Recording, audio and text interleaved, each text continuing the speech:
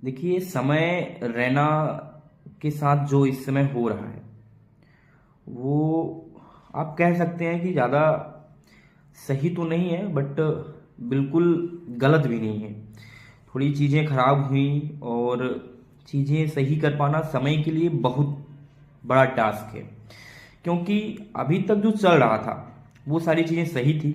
क्योंकि जिन लोगों को बुलाया जा रहा था, उन्होंने अपने समाज में ऐसी छवि बनाई है कि लोगों को कोई फर्क नहीं पड़ रहा था। उनको लग रहा था कि ये समाज में यही करने के लिए बने हुए हैं।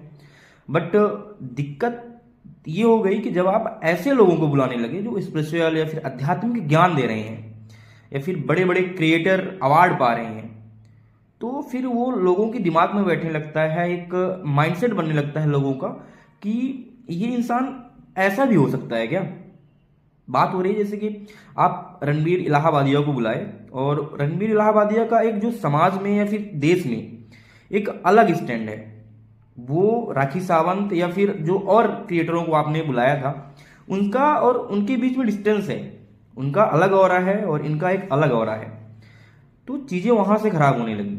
मैं मानता हूँ कि एक जब कलाकार दबता है या फिर उसको दबाया जाता है, तो जब उभरेगा तो और शानदार उभरेगा।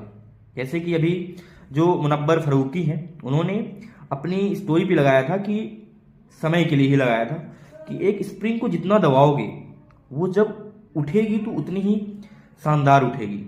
तो समय, नो डाउट, समय एक उम्दा कलाकार है, और जब वो उठेंगे तो बहुत शानदार उठेंगे।